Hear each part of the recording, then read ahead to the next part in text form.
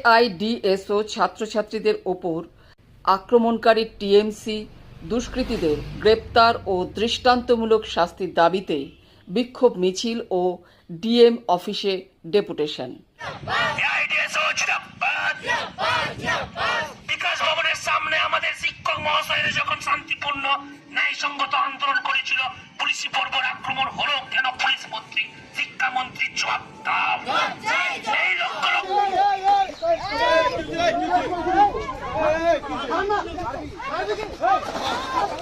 দেখতেই পাচ্ছেন যে এআইডিএসও এবং তৃণমূলের মধ্যে কিন্তু সংঘর্ষ চলছে এই মুহূর্তে। আমরা কিন্তু সেই ছবি সরাসরি তুলে ধরবার চেষ্টা করি। এআইডিএসও গত 19 তারিখ আমরা সারা বাংলা ছাত্র সংগঠনের ডাক দিয়েছিলাম শিক্ষকদের